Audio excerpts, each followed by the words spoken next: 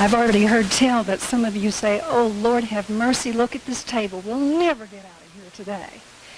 Well, I'll just tell you, I'll shorten what I'm going to say, Tom Felty. I heard what you said. If you've ever sat in a trustee meeting with Tom, he always waits to dismiss it on the hour. On the hour, that's his job. So, you know, the sermon would have been a lot shorter today if you had not chosen to participate. I could have had you on out, but you did. So, hallelujah for that. Let me let you hear the scripture reading for today, which might seem kind of a strange scripture for a Labor Day text, but believe me, it will blend in if Tom will give me the moment to make that connection. And I'll ask you to stand in your hearts. Stand in your hearts. You could stand if you want. Or well, Kathy, I said you could stand in your hearts or stand. I had you be seated. Just hear it with reverence. If you want to stand, you can, or if you want to be seated, you can. The cost of discipleship. Now, large crowds were traveling with Jesus, and he turned and said to them, whoever comes to me and does not hate father and mother, wife and children, brothers and sisters, yes, and even life itself, cannot be my disciple. Whoever does not carry the cross and follow me cannot be my disciple. For which of you intending to build a tower does not sit down first and estimate the cost, to see whether he or she has enough to complete it? Otherwise, when the foundation has been laid and it is not able to be finished, all who see it will begin to ridicule that one, saying, this person began to build and was not able to finish. Or what king going out to wage war against another king will not sit down first and consider whether he is able with 10,000 to oppose the one who comes against him with 20,000? If he cannot, then, while the other is still far away, he sends a delegation and asks for the terms of peace. So therefore, none of you can become my disciples if you do not give up your possessions. The word of God for the people of God. Thanks be to God. What I ask you to do today on this Labor Day, because typically Labor Day is not a well-attended Sunday, well, you all surprised me. God bless you, is to bring something that's representative of your years of labor, whether it was paid or unpaid, whether it was a short-term job or a long job, or to bring a skill, something that's representative of a skill or a hobby that you have. But the point is this, that it has to be something that has added value to your life and to the lives of others. Not just something you do for fun, but something that has added value to your life and the life of others. I don't know, let's see, Andrew, you are not in great shape with your foot. So John, you're on the front row. You get to be the appointed, carry the microphone. And what I'll try to do is maybe economize your walking, and if we have a couple together that have each brought something, then we'll let them speak. We probably aren't going to be able to cover everything, but what I'm going to ask you to do is that good news, Tom, maybe not cover everything, is to, you'll never live that down. Don't tell your sister anything. It travels to me. That what you may want to do after the service is come up and look at the items and have the persons who are here tell you why they brought what they brought. Okay, so let's see. Here I've got, it looks like a mortar and pestle and a nurse. Who brought this? Brenda Estes. Brenda's one of our newest members. So Brenda, tell us about this and why this represents what you do and how it's blessed you and others. We got it? Let's make sure it's on. You're a nurse? I'm a nurse. I'm a nurse anesthetist, and I also study herbs and supplements, and I've helped lots of people that way with potions and salves and tinctures. Yes. And I'll be honest, I'm midlife. She said, I could talk to you. I said, boy, somebody needs to talk to me and help out. So, yeah. Okay. All right. Here I have, yes, let's do this. I know you're going to have to head over this way. Here I have a loaf of bread. Back here. Who brought this? Vanjie? What does this represent, Vanjie? This represents the the Meals on Wheels.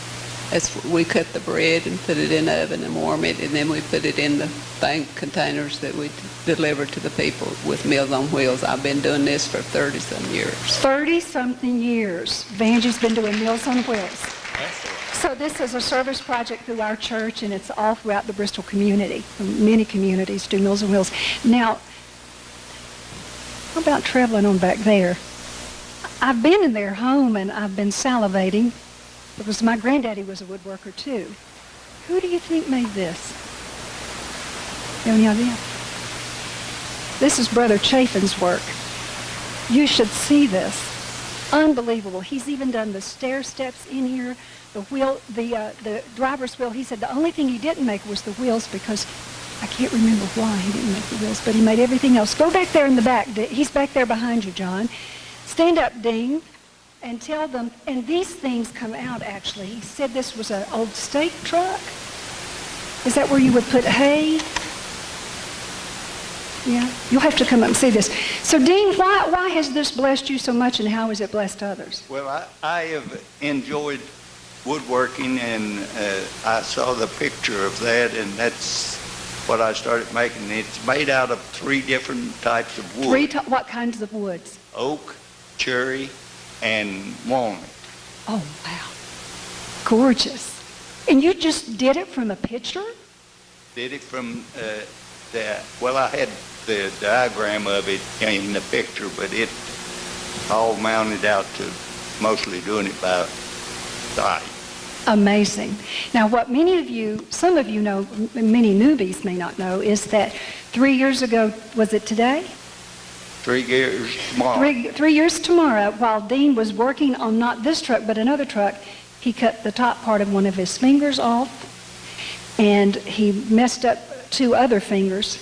And so if you wanted to make a special order to do this, whisper it in his ear and don't tell Vanjie. We're going to have to keep her preoccupied, because she stood up here and said, absolutely not, under no circumstances will he do that. I know we've got other woodworkers among us. I know Doug Taylor does woodworking, Dick McCallum, and probably others as well.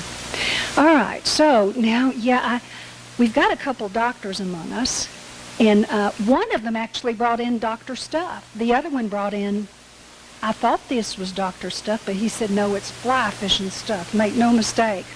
So what about this doctor material that we have here?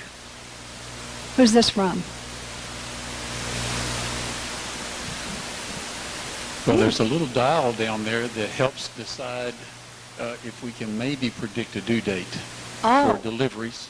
Oh, so what's your work, for those who don't know? Delivering babies. Let me tell you, don't go with Alan out to breakfast unless you want every lady in Bristol to stop him. Oh, Dr. Gurrell, he's delivered every baby that walks up and down the streets of Bristol, and I starve every time I go to breakfast with him. Yeah. She really doesn't starve, but that's okay. The other part that's there is the black stethoscope is what I learned with, and that had air and bone conduction of sound to hear babies inside of moms. The other one that's in Michelle's hand, that's the Doppler, and the gel you put on the abdomen, and you can pick up the heartbeat. And that's the Doppler to hear the heartbeat. It was some change in occurrence during my time as a physician. Okay, wonderful. Well, we might as well let the other doc speak, but where is he, Dow? All right, you've got 1 minute. And if anybody knows Dow, you know I need to say that. So you be economy of words. What do we got? You're being timed. Well, that's a fly tying kit. Yeah. With some examples. Did you make these flies? I didn't make all of those. Some of them are mine, but some of them are commercial. That's a hobby, and it takes time. But one of the side issues that keeps me in it is the Wounded Warriors Project that the Fly Fisher, the Trout Unlimited, and a couple other organizations have combined to take wounded warriors fly fishing and teach them how to have the experience of communicating with nature. Wonderful. Thank you. So So when he brought it in, I said, you better tell me how it added value to your life. You better be giving this fish to some people. He said, yes, and then he told about the Wounded Warrior Project. Beautiful. Fed you when you were growing up. I know that. Let's see, we've got you and Doug and who? And Dale. Has anybody else been invited to the fly fishing club? Some of you indicated interest. Have you gone, Mary Jane? Have you gone with them? Oh, I need to go. Dal said he was going to teach me how to do fly fishing ties. So, no, I need to make time for that. Yeah. That's right. That's right. What? Okay, who brought this? Dale, what is this? Oh, I know what this is. Now, you've got 1 minute too. That represents my education as an attorney. I have gone to law school. I've been licensed to practice in Iowa and Nebraska. I still have my Iowa license, but I can't use it. But instead of taking the amounts of time that many of my friends did in practicing law, I went into banking. To banking? And I have been a trust officer for umpteen years, handling estates and trusts and wills and investments and serving people in So that you've done that in capacity. the community, and boy, anybody will tell you when they find out you've got somebody like him in the church, you've been chair of the finance team since you were a little boy, haven't you? And I He's think done before treasury, that. yeah, treasury, finance. He handles any kind of business transactions for the church. If you give stock or anything like that, somebody even called up here the other day and asked to speak to Dale, like he had an office here or something. He might as well. He might as well. And I mistaken it for another gift and got the finance team all excited, and it was the wrong gift. Good gracious. But it was a gift. Okay. Who brought this? Becca, back there operating the camera. Now, that's something she's doing for the good of the church. We video all of our worship services, and they're on YouTube. You may not know that, but Becca is one of the people that helps with that. But she also does a lot of other things. What's this? I'm zooming in. Hold on. Did you actually do this? Yes, that's a watercolor quick study I was doing for a self-portrait of me and Andrew on a full-size piece of paper that we had people sign instead of a guest book at our wedding. Wonderful. 12 years ago today. 12 years ago today. Beautiful. And the rest of that is just, my tools for doing visual design. And there's a stylus in there for my digital painting that I do. And I make a living at that and enjoy that and do things for friends and for fun. And art is who I am and part of my life. So She's a beautiful graphic artist, and I know we've benefited from that personally because my daughter has just graduated from art school, as many of you know, headed out to Montana for a job, got an ACL and meniscus tear, and back she comes for surgery, and she's working at ETSU now as a graphic designer without that degree, but Becca has tutored her and schooled her, and she works with Becca to do projects, so we've benefited from her gifts greatly. All right, so what do we have here? I think this belongs to her other half. If you know the McGrady's, you know they have a big hobby. Tell us about this, Andrew. Well, The playing Settlers games of- that is Settlers of Catan, and Rebecca and I have introduced probably hundreds of people to playing games over the years, but it's more than just fun. It is fun, but across the gaming table we've built relationships and we've strengthened them, and over the years it's given us a chance to share Christ and share the Spirit and tell our stories. And so in addition to just a hobby, it's really brought people together and built some great relationships. How many of you have ever played a game with Andrew and Becca? Lift your hand. See? Yeah. And they'd like to add more to their tribe. I know that. We've got a club starting soon at the church. Great. The teens like a game called Exploding Kittens right now. Exploding what? Exploding Kittens. Exploding kittens. My gracious. You'll have to talk to me about playing Exploding Kittens. What are we, I think I know what this is. Okay, this is the sports page of the Bristol Herald Courier. I write for the newspaper. I help people like to. You don't have to put any timer on Nate. In and out. He writes for the newspaper. He does the sports section. He hopes people love to read it. Okay. All right, so now we have, this looks like there's some type of cap in here.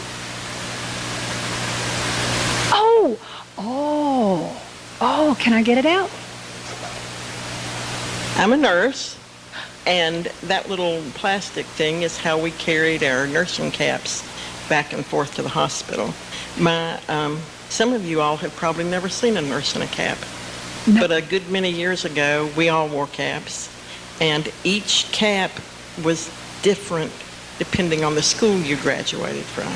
And so what does this represent? That's the Medical College of Virginia nursing cap. And it was wonderful when you went to other hospitals. If you saw somebody with your same cap on, then you knew they graduated from the same school. Joanne and I were just talking about that. Joanne graduated from a nursing school in West Virginia, and she had a different cap too. So it was fun to... Joanne Rohr, who's sitting right in front of Suzanne. Joanne, lift your hand. So we've got Joanne as a nurse, Suzanne, and Brenda. And we have any other nurses? And 2 doctors, Dow, a retired heart surgeon, and I know you, Alan, who's going to keep delivering babies till the Lord tells him he can't do it anymore. Okay, now, this looks like a student-teacher log. Pat Ryden up here. Oh my goodness. It's got all kinds of notes. What is this, Pat? I'm a retired school teacher. I taught elementary, and this is a student log book I had to do when I did my student teaching in first grade. And I have many precious memories of seeing my little children's eyes light up as they learned to read and to write. And I've just always had such a joy working with children. And that was a lot of work, but I enjoyed doing it. Oh, you actually have some drawings in here. That was required. These are some drawings that kids did for you, maybe? Pat, these are did a child do this? Yes. Okay. Yes. Mrs. Kidd was my teacher who did my student teaching under, and she was the most precious thing about her that I learned from her was that you always make a child feel good about himself. We had 2 little children who would come into the classroom smelling of urine, and she would always take them and wash them and put clean clothes on them so they would be accepted by all the other children.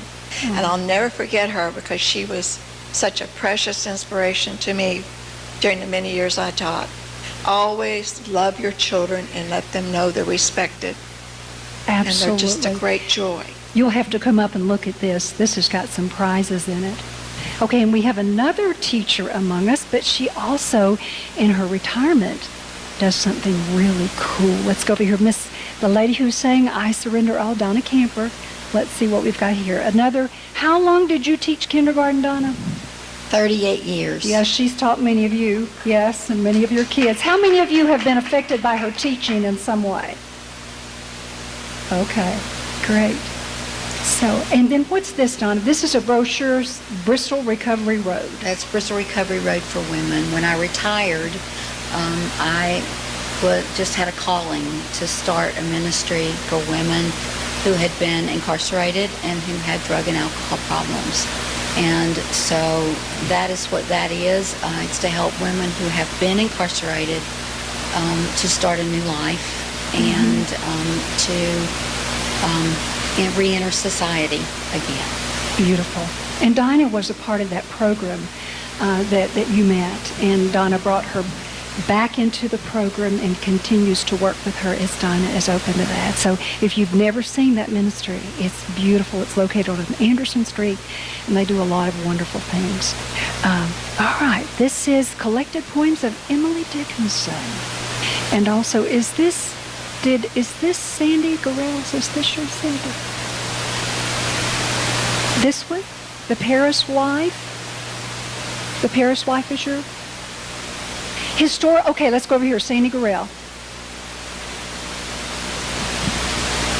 Are all 3 of these yours? Or No. Okay. Okay, go ahead, Sandy, with yours. Well, among others, I like to read a lot and mysteries and stuff, but then I also read some things that I think are more literary. And that, The Paris Wife and the other one are historical fiction. Okay. That's about Ernest Hemingway's first wife, and the other one's about pre-World War II in Germany. And so I get different, learn about that. And I also like to read about different cultures. Another thing, I realized I should have brought a Dr. Seuss book because I'm part of the Reading Buddy program. And I've enjoyed that, working with this little boy, and I'm looking forward to seeing how he's improved. Our Reading Buddy program through our church and other churches. We're volunteering in Anderson School. We're about out of time. We've got Richard. Richard, what did you bring? The Emily Dickinson book. That was my Emily Dickinson collection. I taught school also for 32 years, high school, English, journalism, drama, and loved Emily Dickinson. I loved to teach the 11th grade American literature. Down in the floor is my bag, the black bag, which when I was teaching would have been full of papers to grade. So I wanted everybody to see that. And also, there's a computer in there. By the time I was leaving, my grade book was in a computer, and now I'm using a computer in my volunteer work. Wonderful, yes, but he said he wanted to bring his typewriter. Jennifer Daniel teaches writing in English.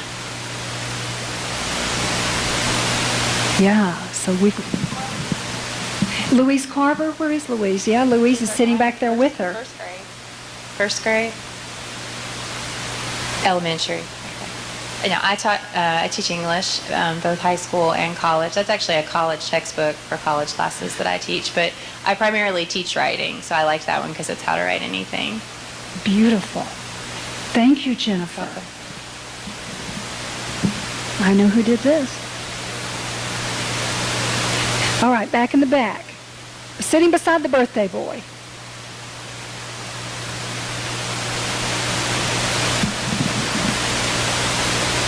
I enjoy quilting and piecing. And it's a sample of... If you've never seen her quilts, they're beautiful, and I know she's given them away and blessed many people with them. I know that Sue Dietz also quilts. Where's yours, Sue? Yes, here's Sue's. Oh, my.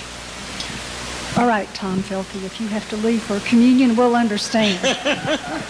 I'm not going to preach. I'm going to make the connection in verse, and then we're going to have then we'll have communion. This is gorgeous looking. I've been doing handwork since I was about 6 years old, and this is my preferred thing is applique and piecing. This quilt was begun the day that the Supreme Court decision came down in favor of gay marriage, and it didn't have a name until I named it Pulse. So it's a special one for me. And I'm hoping Cindy Carnahan enjoys it when she gets it. Oh, my. Cindy Carnahan always has some art project going. This was one of her latest. I saw it posted on Facebook. I'm a retired graphic artist, and now I'm a member of Art Abandonment, and it's a 30,000 member group that gives art anonymously around the world so that people can have a random act of kindness. They can find something beautiful to own. Yes, she abandons it, and people don't know who gave it, but they're blessed by it. An art fairy. This is from another beautiful artist in our church. You all know who did this? Who did this? Do you know? Or no? No? No? Close to.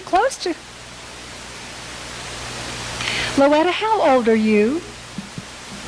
I'm almost 97. Almost 97. Let me tell you, Jesus, if I can look like that at 97 or make it, I'm going to be singing hallelujah.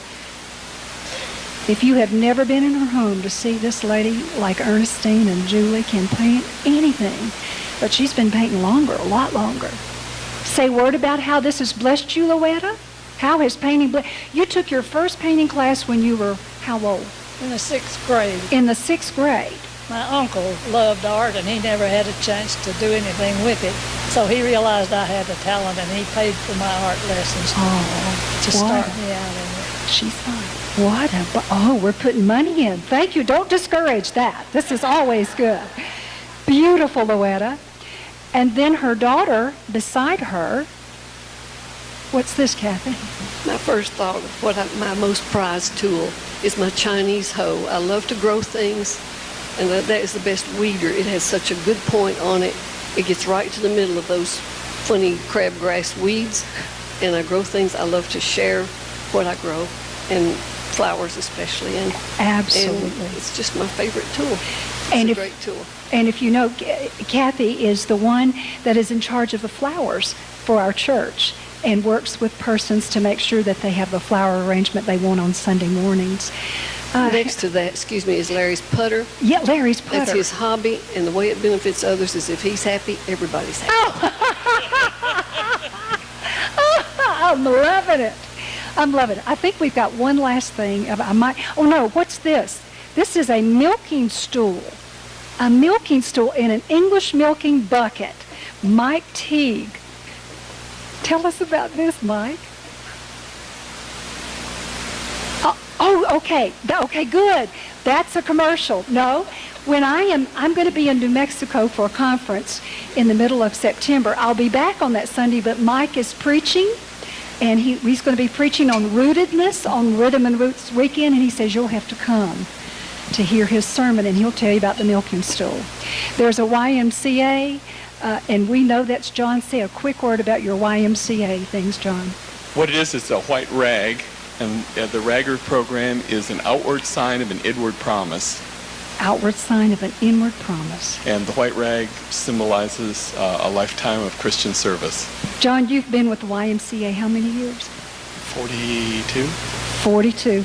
And folks, when we were still overseas in Prague at our last appointment and coming back, I asked my DS on Skype, now, do I have a youth director? And he said, yeah. And I said, well, give me an idea, how old is he? I think he's about 64. I was like, you have got to be kidding me. This guy can run circles around me. I've traveled with him, and he is worth his weight in gold.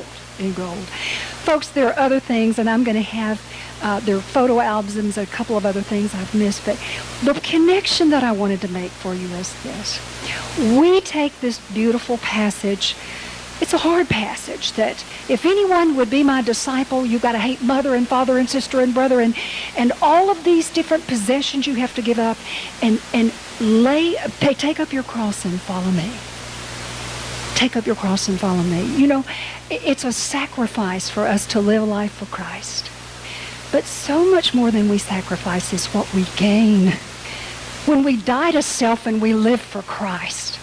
When we take the work of our hands, when we're late at night whittling away on something or trying to figure out how to make the perfect steering wheel for our wooden cart that we're going to give to somebody, or when we're out milking, I guess that's what the milking stool is for, or when we're doctoring and delivering babies, or when we're doing great oration, from our law benches, or whether we're teaching children, or whatever it is that we're doing, all of those things are things that we voluntarily do and we offer back as a gift to God. So rather than thinking about our crosses, which we often do as some difficult spiritual cross that we've been made to bear, or some long-term illness that some of us will say God gave us, I don't like that theology. I don't think God gives those things. I think we come by those things by DNA propensity or perhaps environmental things, and whatever we get, God helps us walk and live through that. But rather than think about some of the difficult relationships being in your life, being your cross to bear, or an illness, or all the strange stuff that's happening to your body while you're aging, believe me, I'm there. All of those things, we can think about how is it that our cross, carrying our cross, becomes our voluntary sacrifice of our time, our talents, our gifts, our service, what it is that God has given us that we leverage for the good of others. I want to submit to you that carrying the cross is not just about difficult times. Yes, it is partly that. We do bear those scars and stains that Christ bore, but we also offer the sacrifice of self for the good of others. May it always be that we see that our gifts are the way that the world gains. I invite you to join me now in communion as our ushers pull this over to the side. If you'll need to leave early, I will understand. I think we can have our communion in 10 minutes. A beautiful service that commemorates that God is a worker too, a bread baker and all-feeding, all-loving God.